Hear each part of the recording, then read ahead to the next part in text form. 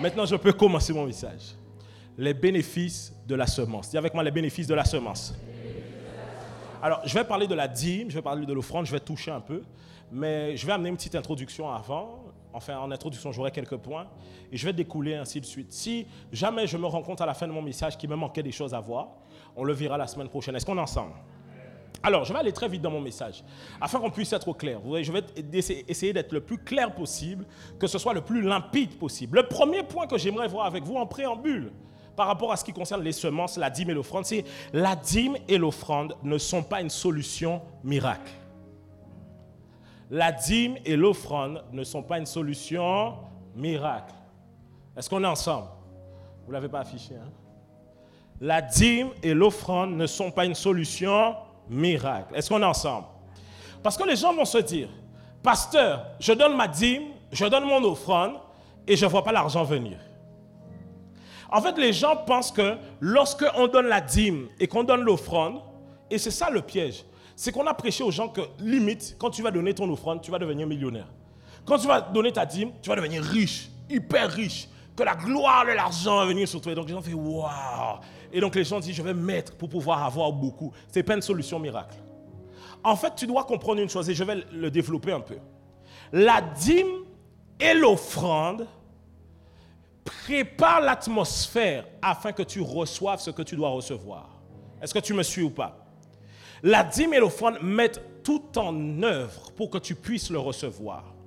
Je vais le dire très rapidement. Par exemple, la dîme permet de préserver ce que tu as. L'offrande permet d'appeler ce que tu n'as pas. Sauf que ce que tu n'as pas, il y a des choses que tu dois faire pour pouvoir le récupérer. Un exemple simple. Tu as déjà beaucoup fait d'offrandes pendant longtemps dans ta vie et tu n'as jamais vu la répercussion de ces offrandes. Et depuis, tu es toujours dans ton CDI. Ma question pour toi, c'est est-ce que tu n'as pas des talents que Dieu a mis entre tes mains avec lesquels tu peux lancer un business pour que Dieu envoie les clients pour te rembourser de tout ce que tu as déjà envoyé? Est-ce que vous me suivez ou pas? En fait, ce n'est pas comme si je donne et je reste assis et ça arrive. Ce n'est pas ça. C'est je donne et je travaille aussi pour que ça vienne. C'est comme la prière. La prière, ce n'est pas juste je prie et ça arrive. La prière, c'est je prie. C'est comme si tu pries, tu dis Seigneur, ben, un travail. Quand tu reçois un appel et on te dit oui, tu dois venir à un entretien d'embauche, tu dis ah non, moi je voulais le travail directement, le Seigneur ne répond pas à mes prières. Va déjà à l'entretien d'embauche. On te dit l'année prochaine, une prophétie, tu auras ton permis, mais tu ne travailles jamais le code. Le permis ne va pas venir comme ça. Ça veut dire quoi? Les dîmes et les offrandes, ce n'est pas une solution miracle, mais ça te permet de pouvoir créer l'atmosphère, l'environnement propice pour que ces choses puissent arriver. Est-ce qu'on est ensemble ou pas? Ok, je peux avancer? Ok. Alors, pourquoi ce n'est pas une solution miracle? La Bible nous le dit, Éphésiens chapitre 1, verset 3. Éphésiens 1, 3. Béni soit Dieu le Père de notre Seigneur Jésus-Christ, qui nous a bénis de toutes sortes de bénédictions spirituelles dans les lieux. Ok, où est-ce qu'on est béni? Où est-ce qu'on a reçu les bénédictions? Où? Je repose la question, où? Ça veut dire quoi? Qu'en réalité, ça fait longtemps qu'il y a des choses qui doivent venir dans ta vie, mais c'est coincé dans les lieux célestes. Est-ce que tu me suis ou pas? Je t'assure. En fait, il y a des gens ici, ça fait longtemps que votre situation devrait changer. Ce n'est pas que Dieu n'a pas répondu, c'est que votre réponse a été bloquée. Les gens me disent, oui, mais pasteur, est-ce que c'est possible? Si Dieu a répondu, est-ce qu'on peut bloquer? Oui, mais la Bible nous l'enseigne avec l'histoire de Daniel. La Bible dit que quand Daniel commençait à jeûner, Dieu avait déjà répondu, mais le prince, la principauté de Perse, l'esprit démoniaque qui était au-dessus de Perse, a bloqué cette réponse. Est-ce qu'on est ensemble ou pas? Et quand Daniel a jeûné, ça a amené le renfort céleste, il y a eu un combat, et la réponse a pu venir jusqu'à Daniel. Ça veut dire quoi? Des fois, la bénédiction est déjà là. Pendant 10 ans, imaginons, tu étais là à l'église, tu étais fidèle dans ta dîme, tu donnes l'offrande, et puis tu vois rien.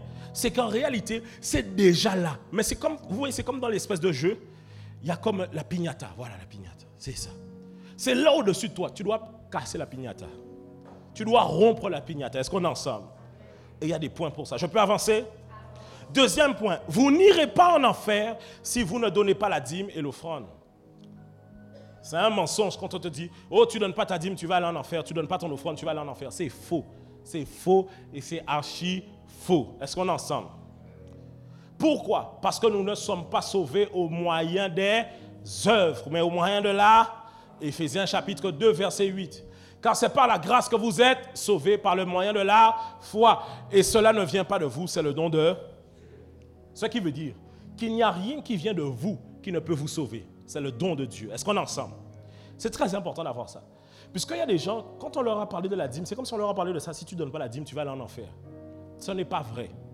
Voici la chose.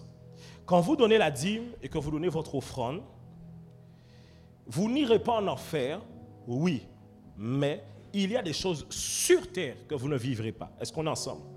Des bénéfices qui sont liés à cela. Et on va voir ça ensemble. OK. Troisième point, dis avec moi, troisième point.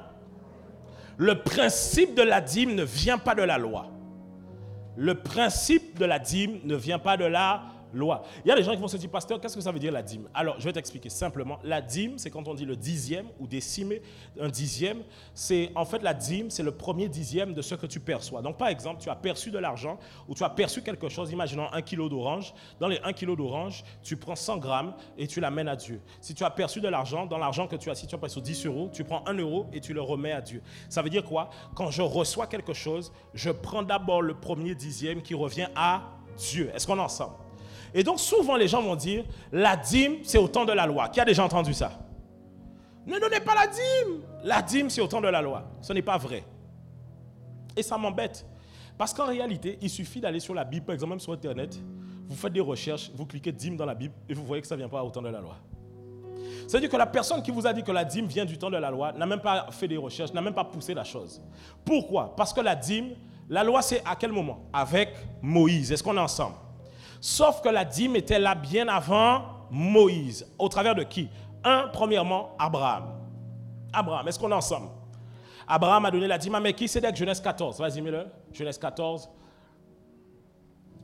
Melchisédek, roi de Salem, fit apporter du pain et du vin. Il était sacrificateur. Dis avec moi, sacrificateur. C'est important de l'asseoir. Dis avec moi, sacrificateur. Du Dieu très haut. Ensuite, avance.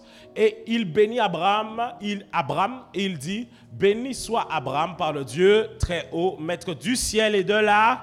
Vas-y, avance.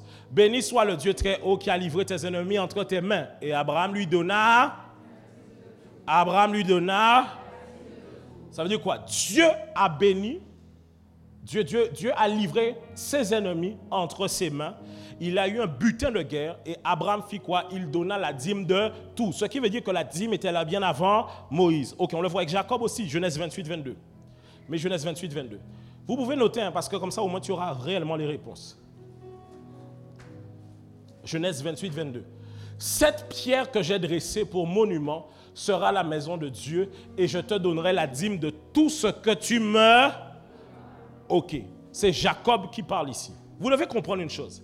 La Bible même le dit, si vous étiez de la descendance d'Abraham, vous ferez ainsi les œuvres d'Abraham. Donc si Abraham lui-même avait conscience de ce principe de la dîme, il l'a rendu à Melchisédek, alors nous en tant que chrétiens, nous devons aussi avoir conscience de ce principe.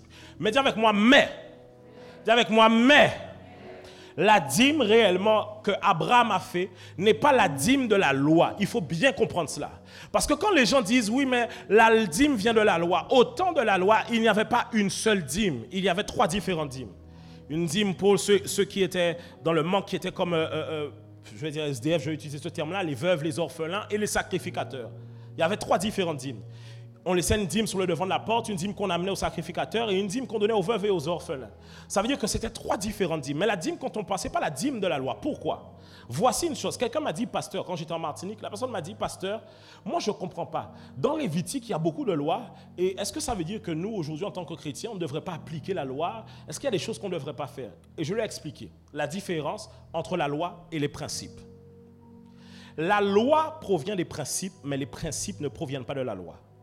Est-ce que tu me suis ou pas? Ok, je vais reprendre. La loi provient des principes. Les principes ne proviennent pas de la loi. Ça veut dire quoi? C'est à partir des principes divins que Dieu a amené une législation pour ces principes. La loi, c'est la législation des principes divins. Quand on dit législation, ça veut dire quoi? On amène une condamnation derrière ces principes. Ce qui veut dire que je ne suis plus condamné si je n'applique plus ces principes.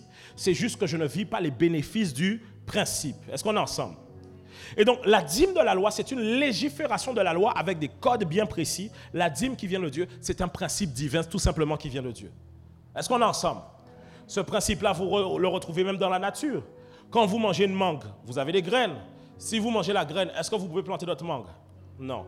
Quand vous mangez, peu importe le fruit que vous mangez, il y a toujours une semence qui va permettre de perpétuer la longévité de ce fruit sur terre. Est-ce qu'on est ensemble? Même dans le jardin d'Éden. Parce que le principe de la dîme, c'est dans ce que tu reçois, il y a quelque chose qui est à toi, quelque chose qui n'est pas à toi. Le principe du jardin d'Éden, c'est pareil. Vous pourrez manger de tous les arbres fruitiers, sauf de celui-là, parce que c'est celui de l'Éternel. Est-ce qu'on est ensemble ou pas? Est-ce qu'on est ensemble? Même dans la progéniture, quand Dieu a parlé de la descendance, Dieu dit ceci. Il dit qu'en réalité, toute ta postérité t'appartiendra, sauf ton premier. C'est la raison pour laquelle Jésus-Christ lui-même répond à un principe de la dîme. Je peux pousser ou pas? Jésus-Christ est le premier-né d'entre plusieurs. Nous sommes co-héritiers en Christ. Ça veut dire que c'est le premier-né. Pour que nous puissions être sauvés, il fallait que Jésus, lui, puisse être sacrifié.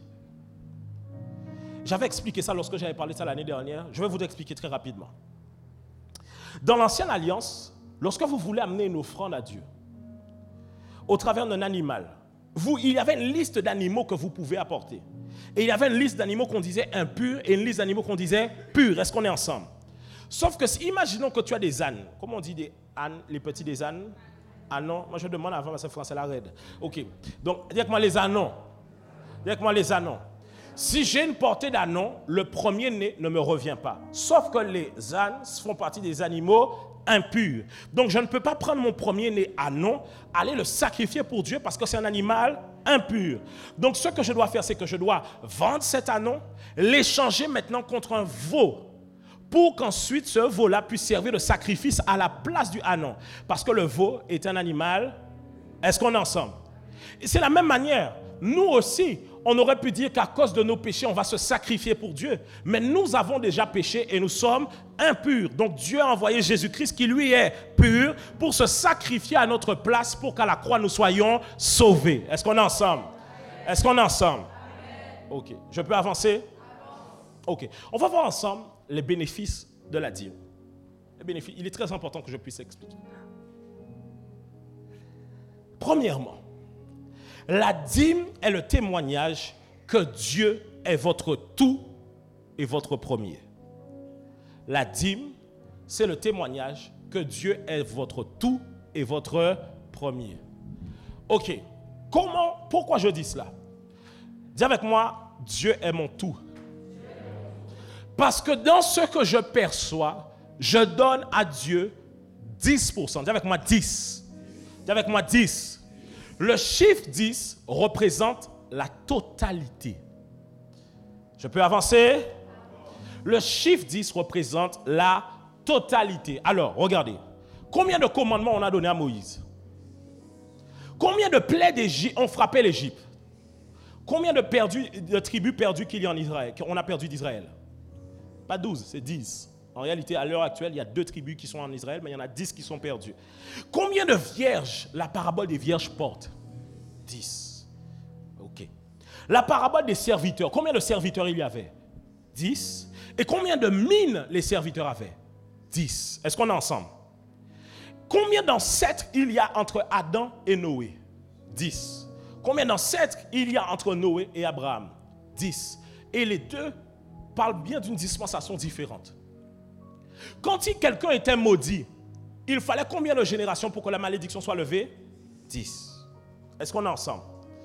Le chiffre 10 représente la totalité. Donc quand je dis que je donne à Dieu le 10e de mes revenus, c'est comme si je dis à Dieu, je te donne tout. Parce que 10 représente la totalité. Maintenant, le principe de la dîme, ce n'est pas je donne le 10e. C'est je donne le premier 10e. Ça veut dire que quand je reçois ce que je dois recevoir, je donne à Dieu avant tout. Pas aux factures, pas aux huissiers, pas aux gens à qui je dois, à Dieu avant tout. C'est la raison pour laquelle la dîme fait partie des principes de ce qu'on appelle le principe des prémices. Ça veut dire que je donne à Dieu en premier. Quand je donne à Dieu en premier, je suis en train de dire, Dieu est mon alpha. Alors il assurera l'oméga, la fin de toutes choses. Est-ce qu'on est ensemble? Si je mets Dieu, écoutez-moi, Par exemple, dans votre mariage, vous devez mettre Dieu en... Dans vos études, Dieu en... Oui, vous devez mettre Dieu en premier. Si vous ne mettez pas Dieu en premier, comment voulez-vous que Dieu assure la suite? On est ensemble? Est-ce qu'on est ensemble? Je peux avancer? Deuxièmement, la dîme permet de consacrer l'argent que vous recevez. Dis avec moi, consacrer. Lorsque je dis consacrer, je suis en train de dire que vous mettez l'argent à part. Vous le sanctifiez. En fait, alors, dans le monde, l'argent sale, c'est l'argent de la drogue ou de la... En fait, de tout ce qui est illégal. Tout ce qui est illégal. Parce que dans certaines contrées, la drogue, c'est illégal, donc ce n'est pas de l'argent sale. Mais l'argent sale, c'est dans une nation de l'argent qui provient de choses, de trucs, comment je pourrais dire ça, de trafics illégaux. Ok, est-ce qu'on est ensemble? Mais dans le monde spirituel, l'argent du monde, d'emblée, il est sale. Est-ce que vous savez, écoutez-moi, l'argent qu'on vous donne, est-ce que vous savez d'où est-ce qu'il vient? Quand on vous donne de l'argent, par exemple, dans votre travail, vous savez l'argent là où est-ce qu'il vient? Quand quelqu'un, l'argent est déjà passé dans beaucoup de mains. Si l'argent est passé là, a fait ceci, a fait ça, vous ne savez pas comment cette richesse a été acquise et comment elle vient jusqu'à vous. Est-ce qu'on est ensemble? C'est ainsi des fois que, je vous assure, hein, il y a des choses qu'on vous donne, vous ne devez jamais accepter parce que vous ne savez jamais ce qui a été fait avec. Quand vous prenez ça, on a dit que ça vous poursuit dans tout votre destin. Est-ce qu'on est ensemble? Et donc, en fait, la dîme va permettre de faire quoi? De consacrer cet argent. Pourquoi? Parce que quand je donne le dixième, je donne tout, donc je consacre à Dieu. Et donc, ça fait que l'argent que je reçois ou les biens que je reçois n'appartiennent plus au monde, mais appartiennent à Dieu. Est-ce que vous me suivez ou pas? Est-ce qu'on est ensemble ou pas? Et donc, dès le moment où ils appartiennent à Dieu, Satan n'a plus le droit légal de toucher mon argent. C'est ainsi que Dieu va dire qu'il menace celui qu'on appelle le dévoreur. Il dit, pour vous, je menacerai celui qui dévore et ne détruira pas les fruits de la terre. Et la vie ne sera pas stérile dans vos campagnes, dit l'Éternel des armées. Écoutez, il dit l'Éternel quoi? Ce qui veut dire que quand Dieu parle de menacer le dévoreur, Dieu ne parle pas comme Yahvé Jiré. Parce que quand, est-ce qu'ici, il ne parle pas de semences et de fruits? Il parle de semences et de fruits. Donc normalement, on devrait parler de Yahvé Jiré, Dieu pourvoit. Mais ce n'est pas Dieu pourvoit qui parle. C'est Yahvé Sabaoth, l'Éternel des...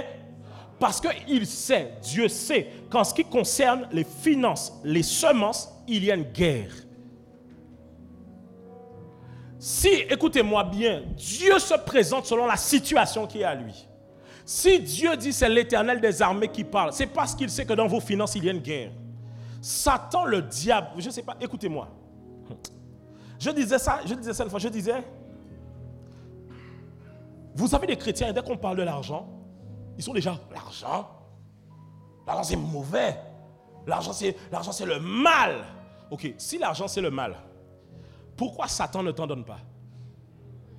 Mais si c'est le mal, moi je ne comprends pas. Si l'argent c'est le mal, c'est le diable incarné, normalement, Satan devrait venir te dire, tiens, beaucoup d'argent. Mais au contraire, il ne te donne pas. Au contraire, il te combat. Pourquoi? Parce qu'il sait que ton argent risque de bénir les gens qui sont autour de toi. Il sait que quand tu as de l'argent, tu vas pouvoir manger. Dis avec moi, manger. Il sait que quand tu as de l'argent, tu pourras envoyer tes enfants à l'école. Envoyer mes enfants à l'école. Il sait que quand tu as de l'argent, tes enfants ont une meilleure éducation. Ils mangent une meilleure nourriture. Tes enfants ne sont pas sujets à la pauvreté. S'ils ne sont pas sujets à la pauvreté, parce qu'il faut bien le dire, là où on retrouve la délinquance, là où on retrouve la prostitution, c'est parce qu'il y a un souci de pauvreté. Donc il sait que l'argent, écoutez-moi bien, pour la plupart des chrétiens, l'argent résout 90% de leurs problèmes. 90% de tes prières là, c'est l'argent des fois. Seigneur, donne-moi un travail. Pourquoi? Seigneur, une voiture, qu'est-ce qu'il te faut? Seigneur, des médicaments. Seigneur, permets-moi d'aller à la fac. Dans tel univers. Vous savez que les universités où on vous dit que c'est payant là, quand vous avez beaucoup d'argent. Quand on vous dit que, non, les universités on vous dit des fois, aux écoles on vous dit, c'est sur dossier. C'est pas vrai. On dit c'est sur dossier, machin. Quand tu as à ligne, moi j'ai vu ça de mes yeux, hein. Quand tu alignes le chèque, Nous autres, quand on arrive dans certaines écoles et le prix est cher, qu'est-ce qu'on fait? On donne 10 chèques, n'est-ce pas? Encaissables chaque mois. Tu vois, et tu dis, il faut faire attention, il faut mettre bien la date du 5. À côté de toi, tu as quelqu'un, il amène son enfant, il dit, c'est combien? Bon, je vous fais un chèque, allez. Est-ce que tu vois ou pas? Moi, j'ai vu des gens rater leur année, mais comme le père donnait le chèque, cling, cling, on dit, non, on va exceptionnellement mettre des rattrapages en place. Est-ce que tu vois ce que je veux dire ou pas? Je t'assure, 90% de tes problèmes sont réglés quand tu as l'argent. Ça veut dire quoi? Le diable sait que le jour où tu as l'argent, tu prieras différemment. Tu ne prieras pas pour le travail, tu prieras pour les miracles. Tu ne prieras pas. Parce que pour toi, ce que tu appelles miracle dans tes prières là, les païens n'appellent pas ça miracle. Ils ont le travail sans prière, ils ont les voitures sans prière. Tout ça là que les chrétiens prient pour dans la prière, là, les païens ont ça sans la prière. Est-ce que tu vois ou pas? Il y a quelque chose d'étrange. Les païens ne prient pas, ils ont. Toi tu pries, tu n'as pas. Aïe, aïe, aïe, aïe, aïe, aïe, aïe, aïe, aïe. Ah, ça va ou pas? Ça va? Je suis venu te bousculer un peu ce matin. Ça va ou pas? Pourquoi? Satan sait que quand les chrétiens ont l'argent, je vais vous donner un exemple. Est-ce qu'on n'aurait pas déjà eu un plus grand bâtiment si vous aviez tous au moins 10 000 euros par mois? Bon, je doute quand même. Vous voulez savoir pourquoi je doute? Parce que quelqu'un me dira, pasteur, si j'ai 10 000, je commence à donner ma dîme. Ce n'est pas vrai. Parce que la dîme ne dépend pas de ce que tu as. La dîme, c'est dès que tu as quelque chose. Vous voyez les gens qui disent que je donnerai la dîme quand j'aurai. Ce n'est pas vrai.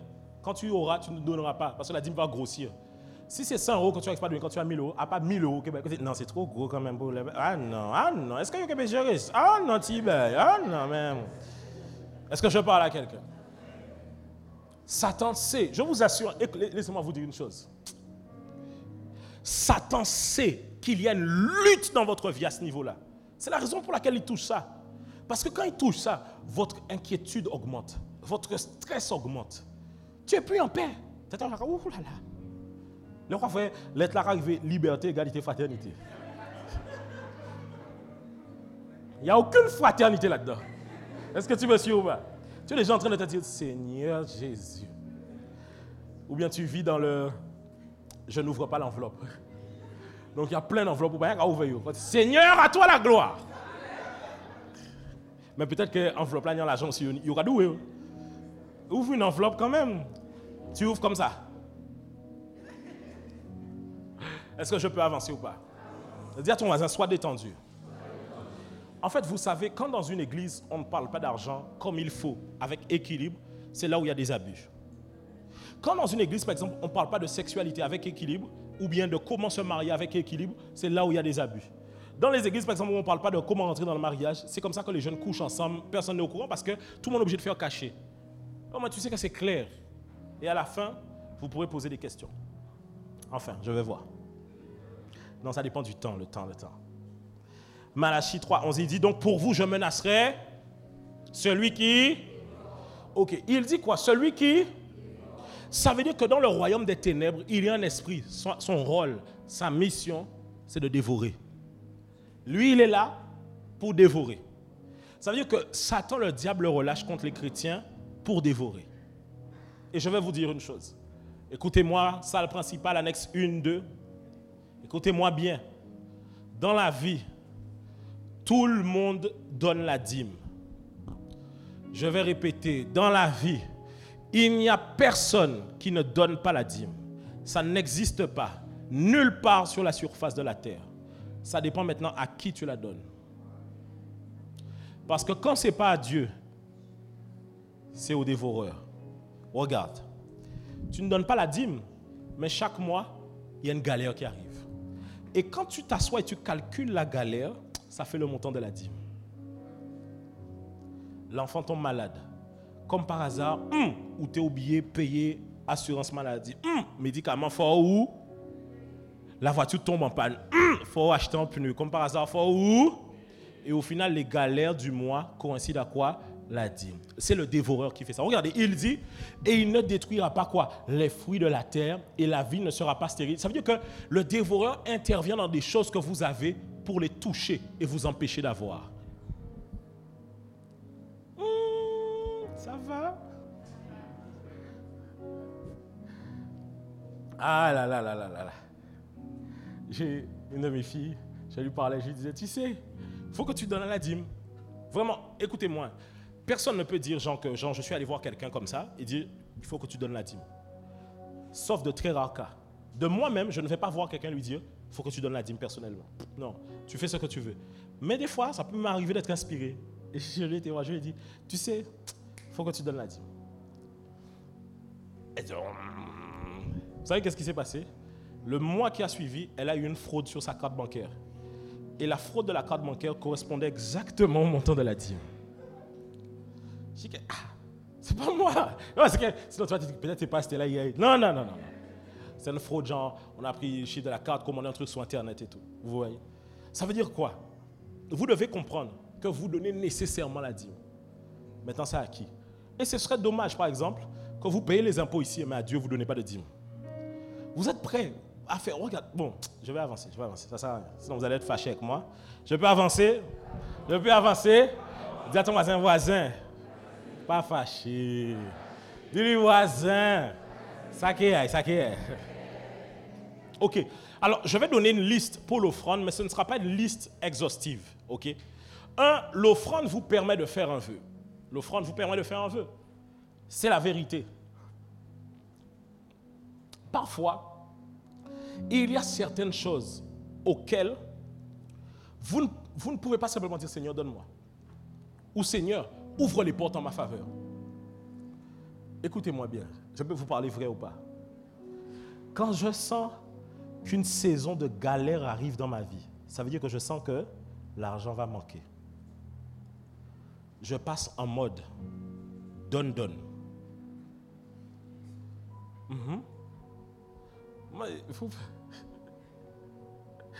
Maintenant, ma femme, elle a vu que Dieu est avec moi là-dedans, donc elle me fait confiance.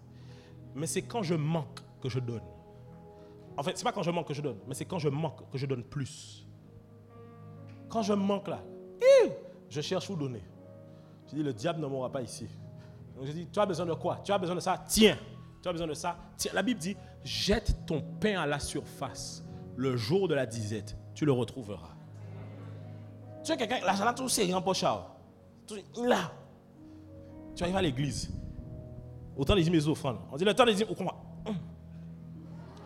Quelqu'un arrive dans ta famille. Oui, je ne sais pas. En ce moment, c'est dur à la maison. Le Seigneur va faire. Quelqu'un, je vais me marier. Tu as des gens qui vont se marier. Tu sais comment pour les jeunes, ça peut être difficile. Félicitations, hein? Pourquoi tu serres ta poche fort comme ça? Mais tu t'étonnes que quand tu n'as pas, tout le monde aussi va serrer leur poche aussi. Dans la vie, c'est comme ça que ça. Vous savez, écoutez-moi bien, même la Bible dit, hein, n'engrange pas et n'amasse pas à l'excès. Ça veut dire, non, n'épargne pas à l'excès. Vous savez, les gens qui deviennent riches dans la vie, ce n'est pas des gens qui épargnent.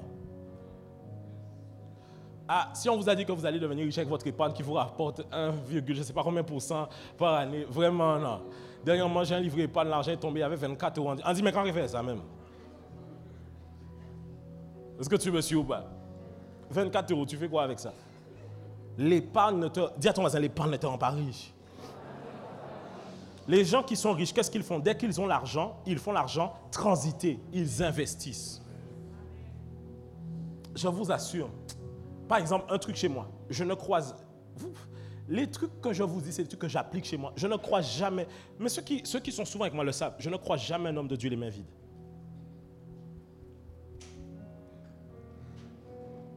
J'étais avec une servante de Dieu, elle a plus de 20 ans, même plus dans le ministère.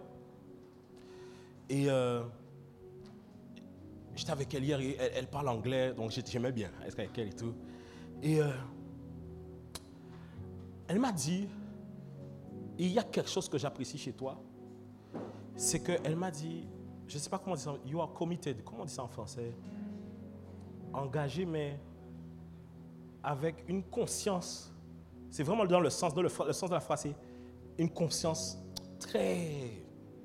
Parce que je suis venu la voir, et elle sait que je ne suis pas venu la voir. Parce qu'on a eu le départ de quelqu'un, enfin de quelqu'un dans l'assemblée, j'ai apporté un message, et j'ai expliqué une chose. Et elle, je ne suis pas venu la voir pour ce qu'elle peut me donner dans son matériel. Je suis venu la voir pour ce que sa bouche peut déclarer sur moi. L'argent que tu as dans tes mains n'aura jamais le prix de la bénédiction qu'on relâche sur toi. Jamais. Que Dieu m'en soit témoin. Je vous assure, hein, vous n'imaginez pas. Ça veut dire que le jour où Dieu me visite, il ne faut pas dire que... Il faut faire attention, il ne faut pas me jalouser. Hein. Jamais. Et tous ces jours-là, jamais. Quand je sais que je vais voir un homme de Dieu, je fais toujours un détour. Je ne vais jamais les mains vides. Pourquoi? Il a des paroles dans sa bouche qui doivent impacter ma vie et qui doivent changer mon destin. Jamais. Je dis jamais. Je dis jamais. Et en plus, quand elle priait pour moi, on était devant la maison qui est dans une résidence. Donc, il y avait les voisins qui étaient là. Moi, je fais le fier. Pendant qu'elle prie, je me mets à genoux. J'ai dit que mon ami, ici, là, ce qui est en train de se passer là, tous les gens ne peuvent pas comprendre. Mais je sais que dans le secret, il y a un truc qui est en train de se passer. Quand ta vie ensuite change, c'est à toi de voir. Vous savez, les gens qui sont prêts à payer des sacrifices, eux-mêmes, ils le voient ensuite. Et je l'ai toujours dit, par exemple, je l'ai expliqué, pour mon mariage, je savais que c'est impossible que je manque de quelque chose. Impossible. Je me rappelle, c'était un pasteur qui faisait un séminaire sur le mariage. Et au moment où il fait le séminaire commence, je viens de recevoir mon premier salaire. J'ai eu le temps juste d'aller manger une gaufre dans un endroit là, à la marina là. J'ai fini ma gaufre, il y avait le séminaire. J'ai dit, Seigneur, je sais que mon mariage est tellement important pour mon destin, alors je ne laisserai pas l'occasion passer. J'ai pris tout mon salaire. Je suis allé voir l'homme de Dieu, je lui ai dit, tiens, il faut que tu pries pour mon mariage. Ok, il m'a béni, il a prié pour moi. Et puis avant mon mariage, je vais voir les parents de ma femme le samedi. Et je vais les voir, je leur dis, je travaille dans une entreprise du CAC 40, je suis au service marketing, je mets ça en avant, tu vois, ça fait bien. Hein? Voilà, ça fait bien, tu vois, je suis là, voilà. Hein? Les plus de 10. Tu connais les plus de 10? Non, j'étais pas un plus de 10. J'étais en alternance. Et je lui dis, voilà, donc c'est bon, je pourrais faire le mariage, je pourrais faire ceci ou ça. OK. Ils me disent, OK, sur la base de ceci, voilà, parce que vous savez, il y avait beaucoup de choses à amener pour le mariage. Je vais voir les parents de ma femme le samedi. Le mardi, quand je reviens au travail, on me met dehors. C'est un signe. J'ai dit, quand on m'a mis dehors, j'ai dit, Satan, dans ce jeu-là, tu sais, quand l'inquiétude doit arriver, moi j'ai la joie qui monte dans mon cœur parce que je sens que la gloire qui est en train d'arriver est beaucoup plus grande que... Non, je t'assure, quand j'étais dans le bureau de l'ARH me regarde et me dit, mais monsieur, pourquoi vous n'êtes pas plus triste que ça? Je dis, mais madame, ma vie ne dépend pas de ce salaire comme vous. Je dis, quand je quitte ici, mon cœur est encore en joie. Et j'ai marché vers le mariage. Et j'ai marché. J'avais pas de travail et on avance. Mais malgré que je n'avais pas de travail, j'ai réussi à trouver un appartement et qu'on me donne le bail. Malgré que je n'avais pas de travail. Écoutez-moi bien. La veille du mariage, je me rappelle de ça. Je dors dans mon appartement et une vision s'ouvre au-dessus de mes yeux. Et je vois les billets qui tombent sur moi. Comme si on verse des billets sur moi. Quand je me suis réveillé, il n'y en avait pas. Mais je sentais qu'il y avait quelque chose qui s'est passé. Je vous assure, tout au long du mariage, je trouvais de l'argent dans des vestes, des poches, des trucs comme ça. Je trouvais de l'argent. Les gens m'amenaient de... Il faut m'appeler Money Man maintenant, vraiment. En fait, c'est comme si, je vous assure, je n'ai manqué de rien. Et pendant au moins 3-4 semaines, ma femme et moi, boum, on avait. Et ensuite, après la grosse célébration, boum, mon pasteur nous envoie en mission. On n'a jamais rien manqué de quoi que ce soit. Rien. En fait, vous savez, quand vous dressez un hôtel, ça dit quoi? Quand je dis dresser un hôtel, ce n'est pas que les hôtels sont plus forts que la croix, ce n'est pas ce que je dis. Mais ce principe-là reste vrai. Quand vous établissez un hôtel de souvenirs en ce que Dieu peut faire pour vous et Dieu a fait pour vous, ça parle en votre faveur. C'est que tu sais, des fois dans ma tête, quand je vois Satan m'attaquer, je dis, pas sous ce terrain-là. Toi-même, nous savons que j'ai déjà beaucoup sacrifié ici. C'est qu'à ce niveau-là, ça, faut vraiment aller fort. Tu vois ce que je veux dire ou pas? Parce qu'en fait, tu sais ce que tu as déjà sacrifié pour Dieu. Ça veut dire quoi? À un moment donné dans la vie, tu dois pouvoir dire à Dieu, Seigneur, toi et moi, nous savons. Toi et moi, on se connaît au quartier. Tu sais ce que j'ai déjà fait. Tu sais comment j'ai sacrifié. Alors je ne peux pas manquer de quelque chose là-bas. Parce que tu sais que j'ai beaucoup sacrifié pour toi à ce niveau-là. Est-ce que tu crois que Dieu ne va pas faire? Dieu n'est débiteur de personne. Tu crois que Dieu a oublié? Dieu n'oublie pas. Quand tu marches dans ces principes-là, tu vois la main de Dieu envers toi. Et je crois en cette saison que tu verras la main de Dieu envers toi. Je peux avancer. L'offrande permet de faire un sacrifice pour changer le cours des choses. L'offrande permet de faire un sacrifice pour changer le cours des choses.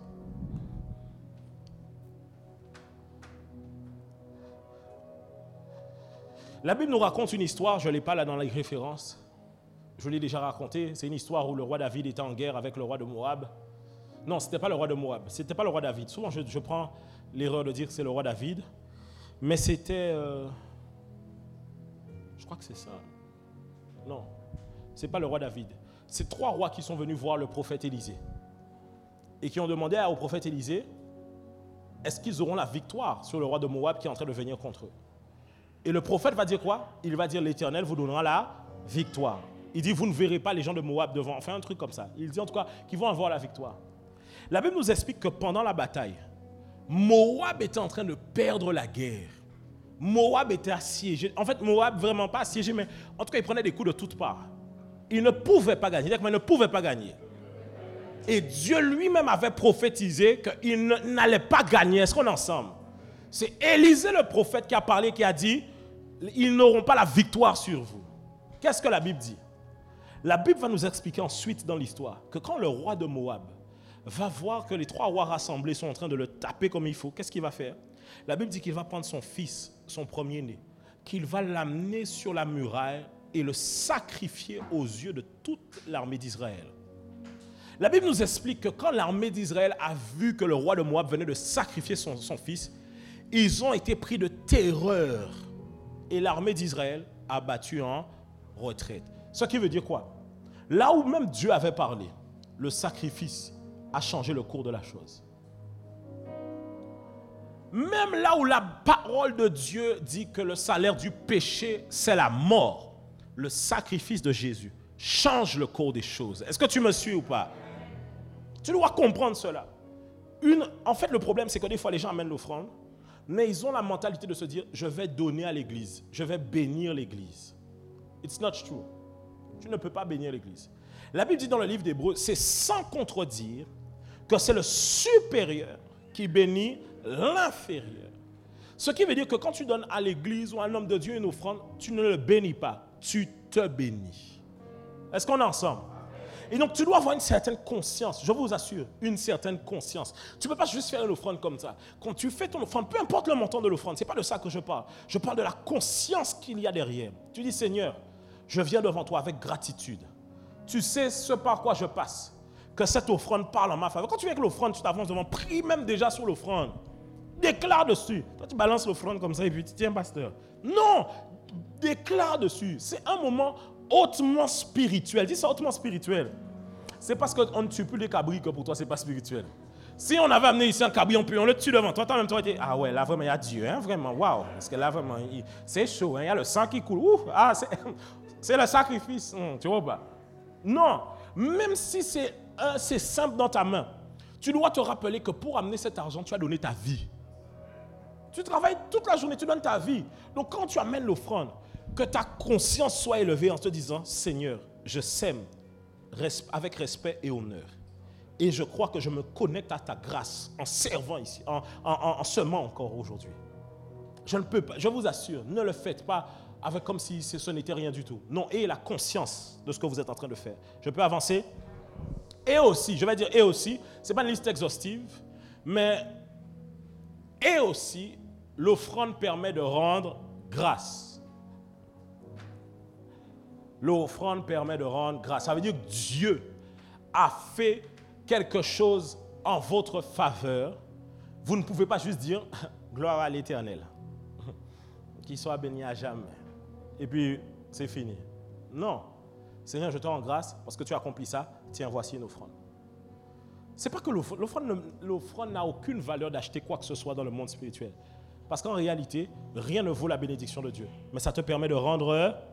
Et un dernier que je peux rajouter, l'offrande sacrificielle. Dis-moi l'offrande sacrificielle. L'offrande sacrificielle.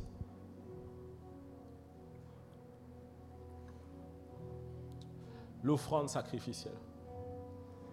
L'offrande sacrificielle, c'est lorsque je veux déclencher quelque chose dans ma vie et que là, c'est comme si je joue le tout pour le tout. Ça n'a rien à voir avec, à mon niveau, les petits montants que je peux mettre. Parce que d'une personne à une autre, une offrande peut être sacrificielle et pas sacrificielle. Dans quel sens? Toi, imaginons que tu viens à l'église et que tu dis, moi, mon offrande sacrificielle, c'est 200 €. Mais qu'ici, il y a quelqu'un qui gagne 10 000 € par mois. Ce n'est pas sacrificiel pour lui. Pour lui, normalement, c'est ce qu'il devrait donner chaque dimanche. Mais j'ai appris une chose, croyez-moi, c'est qu'en général, les gens qui donnent le plus à l'église, ce n'est pas les gens qui ont le plus. C'est les gens qui ont le moins. Je vais avancer. Et donc, c'est en fonction de toi, de ce que tu as. Et c'est en mode, je joue le tout pour le tout. C'est comme ce que j'ai fait avec le mariage. Je joue le tout pour le tout. C'est tout ce que j'ai, Seigneur. Je te donne ça en sacrifice de. C'est-à-dire que je suis prêt à faire un sacrifice pour Dieu. C'est-à-dire que là, ça va me coûter. Écoutez, David, lorsqu'il fallait faire le temple d'Israël, directement le temple d'Israël, là où il devait adorer Dieu, là où il y avait, les gens devaient chercher Dieu, là où il avait le temple, quand il a acheté le terrain, on voulait lui offrir le terrain.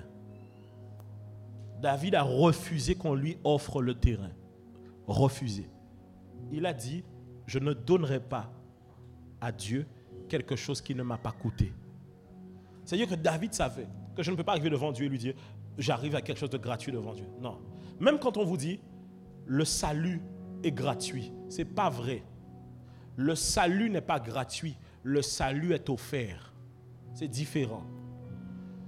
Gratuit, c'est une traduction française, mais le salaire n'est pas gratuit, le salut, je veux dire, est offert. Pourquoi? Ce n'est pas toi qui es mort, tu as reçu le salut gratuitement. Mais malgré tout, quelqu'un devait mourir à ta place. Donc Jésus-Christ a payé le prix à ta place. Est-ce qu'on est ensemble? Ok. Il est quelle heure? 11h57. Vous voulez que je pousse ou pas? Vous voulez que je pousse? Je peux pousser? Ça l'annexe 2, est-ce que je peux pousser? Ok. Ça l'annexe 1, est-ce que je peux pousser? On les entend vraiment au loin. Ok. Je ne sais pas si ça vous fera trop. Ça fait combien de temps que je suis en train de prêcher? Combien? 1 heure, hein? On va s'arrêter là. Ça fera beaucoup trop. Si je vous donne ce qui suit là, j'allais expliquer pourquoi je ne vis pas les bénéfices de la semence.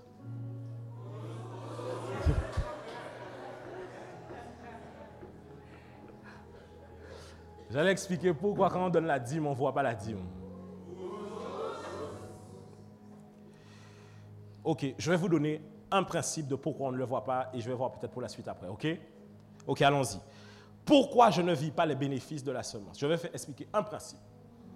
Je vais voir si je peux avancer, si le Saint-Esprit me pousse. Ok. En fait, en ce qui concerne la semence, parce que les gens vont me dire, pasteur, d'accord, moi d'accord, tout ça on va raconter là, d'accord, au fond, dit, tout bail, ma rabaille en l'eau. Moi, pasteur, je ne vois pas encore les bénéfices dans ma vie. Qu'est-ce qui se passe? Parce qu'on peut comprendre. On rabaille chaque mois, chaque fois, tu as un cabrit, on va la 10 madame, on va mettre. Tu as un orange, on va la 10 madame, on va mettre, pasteur. On va fait longtemps, on va fait, on va voir rien. Pasteur, explique-moi, ça va comprendre. Sinon, on va rester, pasteur. Elle dit, arrêter, elle dit, rester, c'est bien, c'est important. Tu connais les parents, à chaque fois qu'il y a un S, ils mettent un I devant. Tu t'appelles Samuel, elle dit, I Samuel. On va de la semence, elle dit, la I semence. Ok. Ok, je vais donner un principe simple. Vous devez semer dans une bonne terre. Voilà. Et on peut rentrer chez soi. Vous devez semer dans une bonne terre. Oui, tu donnes, ça fait longtemps. Mais est-ce que c'est dans une bonne? Il faut pas me créer les problèmes. Hein? Je ne fais que donner la parole de Dieu. Oh, j'ai dit, il ne faut pas me donner les problèmes. Je ne fais que prêcher la parole de... Et ce n'est pas moi qui le dis. C'est Jésus-Christ qui le dit au travers de la parabole du semeur. Mais la parabole du semeur, Luc 8. Une grande foule s'étant assemblée et des gens étaient venus de diverses villes auprès de lui. Il dit cette parabole. On y va. Un semeur sorti pour semer sa... Oh, Jésus, c'est un poète. Hein. Un semeur sorti pour semer sa... Comme il semait, une partie de la semence tomba où? Et elle fut quoi? Elle fut quoi? On va reprendre. Dis à ton voisin, foulée aux pieds. Ok. Le premier problème de la semence, c'est de semer dans un lieu où le principe de la semence n'est pas respecté. C'est très important. Ce dont tu parles mal, fuis ta vie. Quand vous voyez écoutez-moi bien, vous voyez les pasteurs qui aiment dire, vous courez derrière les miracles, derrière l'onction, derrière la guérison, cherchez le Seigneur. Moi, je ne sais pas ce que je vous dis. Je vous dis en plus des miracles, cherchez Dieu quand même. Mais la plupart des pasteurs qui disent, oui, les miracles, c'est vous, votre cœur, vous ne le donnez pas à Dieu. Ils ne font pas les miracles. Ils ne font pas la guérison. L'onction vient du Saint-Esprit. Sauf qu'en plus de l'onction amène la présence des anges autour de toi. Jésus, après le jeûne, les anges sont venus le servir. Tu penses que les anges de l'Éternel restent auprès de quelqu'un qui mal parle comme ça jour et nuit? Tout le temps, tu es là, l'onction c'est mauvais. Les miracles, les anges te voient comme ça, mais quand on va là? Si c'est mauvais, qu'est-ce qu'on fait là? Est-ce que tu me suis ou pas? Les gens que tu vois tout le temps en train de dire, moi, les gens mariés, je ne les comprends pas. Ils font comme si d'après eux, ils sont mieux mariés que personne. Ils veulent toujours montrer qu'ils n'ont pas rien marié. Ce que tu méprises, tu l'éloignes de toi. Ce que tu méprises, tu l'éloignes de toi. Écoutez-moi bien. Quelqu'un qui n'a pas d'argent et qui est en situation de pauvreté, qui critique sans cesse les gens qui ont l'argent, il n'aura jamais l'argent. Jamais, jamais. Toi, tu n'es pas bien. Tu penses que l'argent n'entend pas? Toi-même, tu parles mal. Oh, mais qu'est-ce que moi a été fait? Vous savez que le problème, ce n'est pas l'argent. Le problème, c'est maman. C'est comment l'argent prend ton cœur. Et donc, quand tu es maintenant dans une église, je peux aller, même pas dire église, désolé, pardon, un lieu, où tout le temps qu'on parle de l'offrande et de la dîme, on parle de ça mal. Oh, tout le temps on parle de ça mal. On ne respecte pas ça. Même quand tu amènes l'offrande là, ton billet là, il est chiffonné comme ça. On va dire une boule de papier. Tu jettes ça. Ah! C'est ce qu'il dit. Il dit, me remets le verset. Quand j'ai lu ça, j'ai dit, non, Seigneur, tu es trop fort. Il dit, la semence tomba le long du... Ça veut dire qu'elle ne tombe même pas dans la terre, elle tombe à côté, le long du chemin. Il dit, elle fut foulée au... Et quand elle fut foulée aux pieds, parce que les gens manquent de respect à ça, qu'est-ce qui se passe? Les oiseaux du ciel la mangèrent. Ça veut dire quoi? Ça part, ça ne reste même pas dans tes mains. Quand vous êtes dans un lieu où l'église, je vous assure, je sais de quoi, même les gens qui sont beaucoup dans les trucs des finances, ils vous diront, ne fréquentez jamais quelqu'un qui parle mal de l'argent. Jamais. Quand tu es dans un lieu où on parle mal de l'argent, est-ce qu'on doit adorer l'argent? Non. La seule chose, on doit lui donner sa place bien là où elle est. C'est-à-dire quoi? Tu ne dois pas aimer l'argent, tu dois aimer Dieu. L'argent ne doit pas être ton maître, l'argent doit être ton serviteur. Parce que la Bible dit la racine de tous les maux, l'argent est la racine de... Mais la Bible dit aussi l'argent répond à tout. La Bible dit dans le livre d'Ecclésiaste, l'argent répond à tout. Fais attention à comment tu plies tes billets dans ton porte-monnaie. Toi-même, tu veux que le porte-monnaie soit en premier, autrement tu tasses ça là comme ça. Ton porte-monnaie est chiffonné. Range ça bien. Tu es quelqu'un, tu méprises ça tout le temps. Comment tu veux que ça vienne? Tu le foules toi-même aux pieds. Quand même on te donne une prédication, un enseignement biblique sur l'argent, tu foules ça aux pieds. Tu dis, c'était pas important, on n'avait pas besoin de ça. Eh bien, tu sais, quand tu fais ça, l'argent fait bye bye. Pourquoi? Tu ne respectes pas. Ce que tu ne respectes pas, tu ne l'attires pas. Tu n'as jamais remarqué que les filles qui ne respectent jamais les miss qui passent à la télé, au jour en jour, elles ne deviennent pas belles?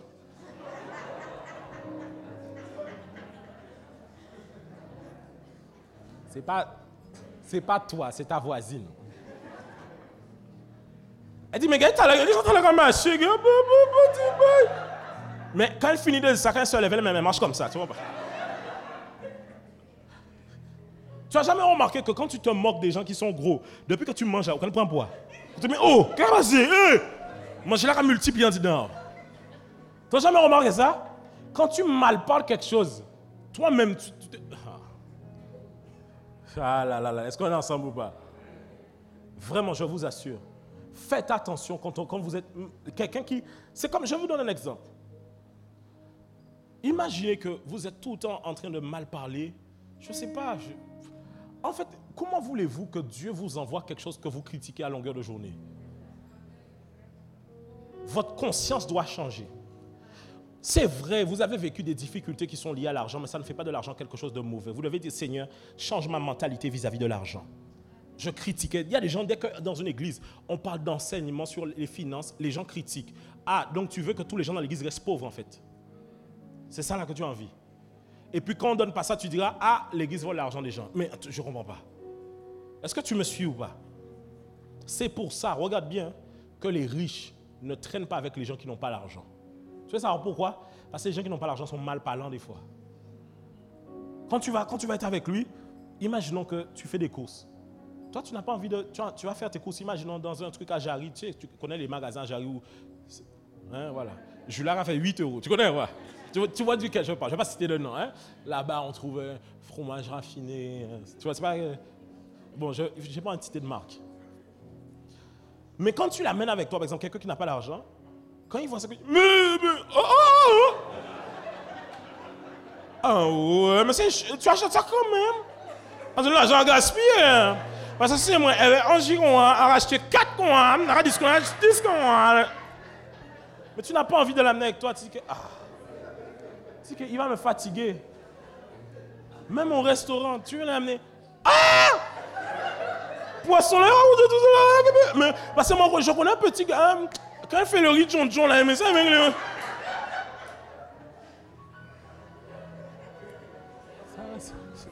calme, sois calme. Fais un peu genre quand même. Tu sais, je disais ça à Amsterdam. Quand j'ai dit ça à Amsterdam, les gens criaient là-dessus.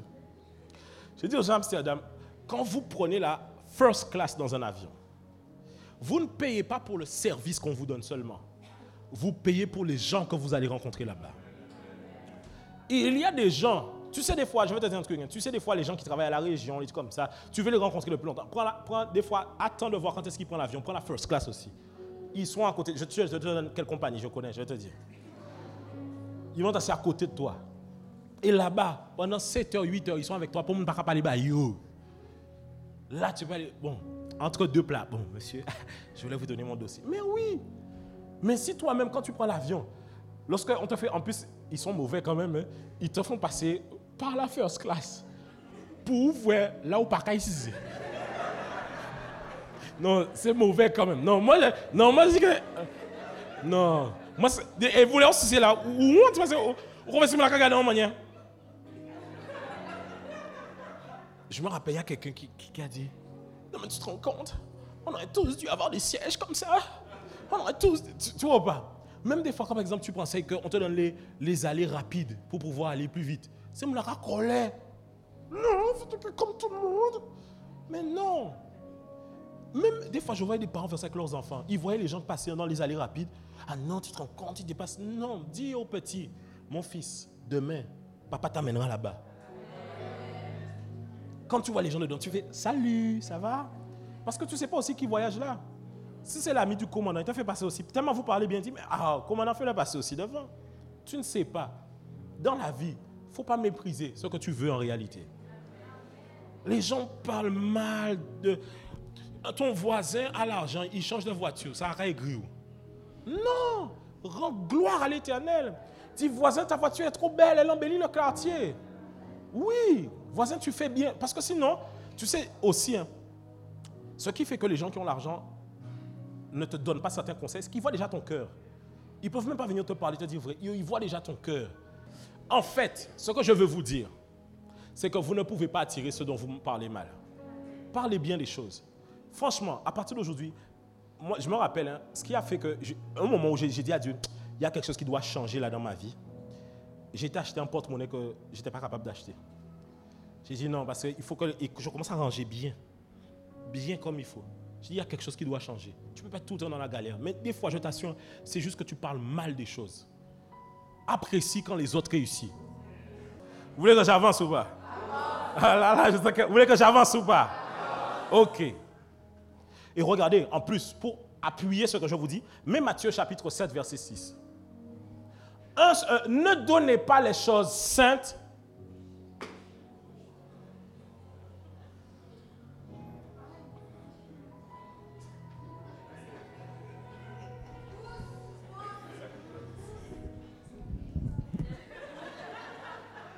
Ne donnez pas les choses saintes aux... Waouh! Mal parlé, moun. Waouh! Et ne jetez pas vos perles. Tu as un pasteur, tu lui donnes l'offrande, mais lui, il parle tout en mal de l'argent. C'est au pourceau quand tu donnes ça. Il dit quoi? De peur qu'il ne les foule aux pieds, ne se retourne. Il y a des choses qu'on ne donne qu'à ceux qui savent en prendre soin. Vous savez, les collectionneurs de voitures, vous allez voir, quand ce sont de vrais passionnés, ils ne vendent pas leurs voitures à n'importe qui. Ils ne les vendent qu'aux passionnés. Parce que leur but, ce n'est pas seulement d'avoir de l'argent sur la voiture, mais c'est de savoir est-ce que la personne va prendre soin de la voiture. Est-ce qu'on peut avancer? Je peux avancer? Allez, le dernier. Un lieu. Et ça, c'est la joie.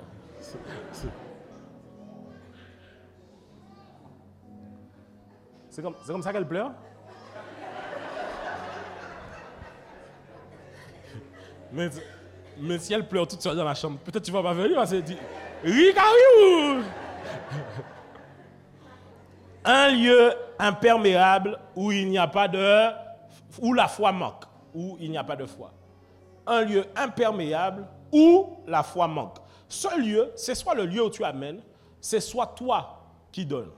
Regardez, il dit Luc 8,6. Oui, c'est ça. Hein? Luc 8,6. Une autre partie tomba où? Sur. Quand elle fut levée, elle sécha parce qu'elle n'avait point d'humidité.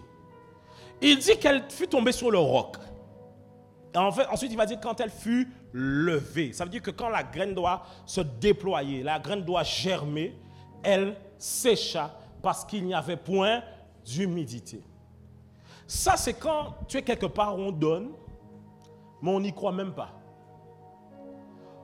En fait, on fait le service des dîmes et des offrandes par simple et pure liturgie. C'est ça qui est prévu dans le programme, alors on le fait. Alors, bien-aimés dans le Seigneur, venez, avancez, voilà, soyez bénis, on amène, et puis c'est tout. Quand c'est comme ça, tu es en train de semer dans un endroit où les gens n'ont même pas la foi que ça va fonctionner. Toi-même, tu finis par quoi? Ne plus avoir la foi que ça va fonctionner. Donc on est tous là, personne n'a la foi que les dîmes et les offrandes ça fonctionne, mais on donne dimanche après dimanche. Mais si on n'a pas la foi, qu'est-ce qui va se passer? Il n'y a rien qui va se faire. Oui, tu as la semence, mais est-ce que la semence est arrosée? Est-ce que la foi qui vient de Dieu peut pouvoir arroser cette semence? Pourquoi? Il va le dire, regardez, Marc 11, 24, mets-le. Marc 11, 24, il dit, c'est pourquoi je vous dis, tout ce que vous demanderez en priant, croyez que vous l'avez reçu et vous le verrez. Mais toi, tu ne crois pas. Il ne dit pas croyez que vous allez le recevoir. Il dit croyez que vous l'avez. Ça veut dire que c'est déjà là. Toi, pas toi, ton voisin en Tanzanie, quand il donne, il parle comme si, il donne comme si, de toute façon, j'ai tellement l'habitude de donner que je n'ai pas. Allez, je ne fais que donner. Non, donne avec foi. Dis à ton voisin, donne avec foi. Je peux avancer. Troisième point. Un lieu qui ne porte pas de fruits. Un lieu qui ne porte... Ah là là, celui-là, là. Tu es prêt? Quand j'ai lu ça, j'ai dit que j'avais jamais compris le truc comme ça. Un lieu qui ne... Ça là, c'est très important. Mais Luc 8, 7, on avance toujours dans la même parabole. Il dit, une autre partie de la semence tomba où? Où? Les épines crurent avec elle. Ça veut dire que les épines ont grandi avec la semence et... En réalité, quand on parle des épines ici, dans la Bible, il y a un autre passage qui parle des épines et des fruits qui nous intéressent. Luc chapitre 6, 44. Vas-y, mets-le. Luc 6, 44. Regardez, il dit, car chaque arbre se connaît à son fruit.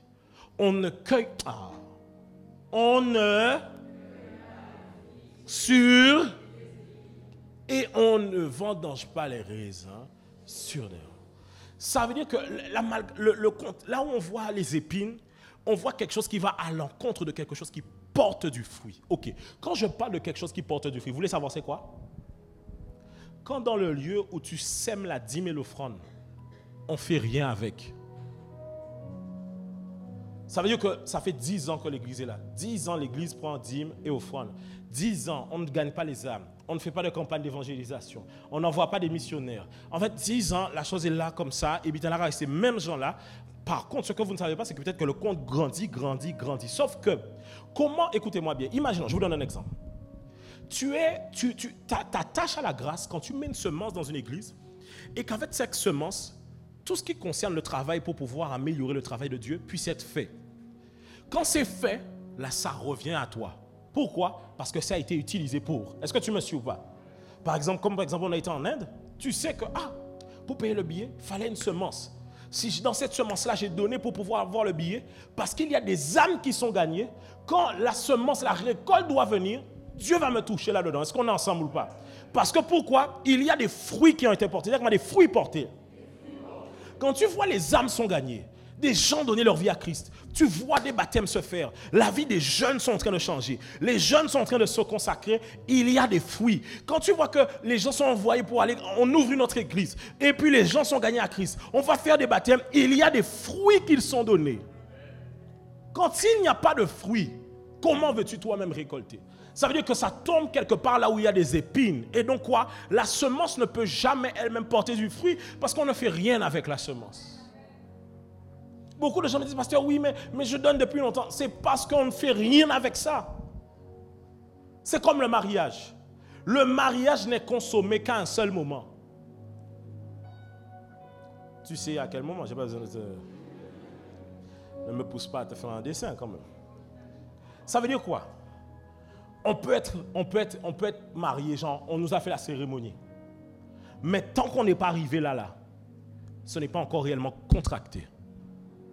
C'est la même chose. Je peux avoir donné là, si on ne fait rien avec, ce n'est pas encore contracté. Ça veut dire quoi? Il y a quelque chose en suspens qui doit venir, mais qui n'est pas encore venu parce qu'on n'a rien fait avec. Je peux avancer? Donc voici la définition d'une bonne terre. Mais Luc 8:8, c'est le dernier verset dans la parabole. Luc 8:8, il dit, une autre partie tomba dans la...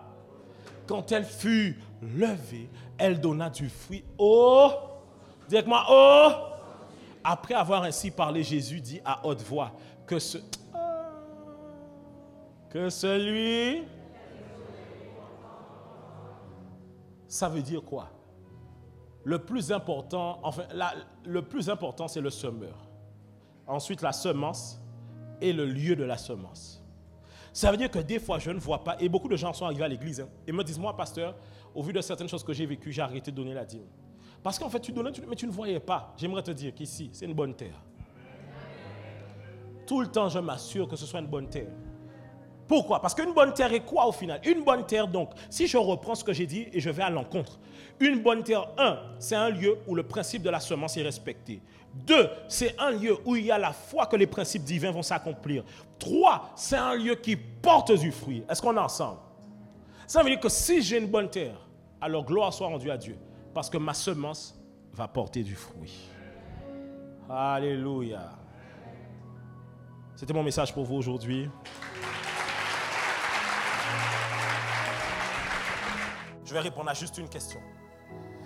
Les gens me disent, pasteur, comment moi alors je peux... Parce que souvent il y a des cas différents. Par exemple, quelqu'un va me dire, pasteur, moi je n'ai pas de salaire, je travaille, je vends des choses. Comment est-ce que je peux donner la dîme? Si par exemple tu es une entreprise et que tu vends des choses, voici un principe simple, c'est un principe que même les Juifs font. Si par exemple tu n'as pas de salaire dans ton entreprise, mais que tu vends des choses, imaginons, alors la première chose que tu vends de la journée, tu la consacres à Dieu. Est-ce que tu me suis? Imaginons, je te donne un exemple, que tu vends des baguettes, la première baguette, tu la consacres à Dieu.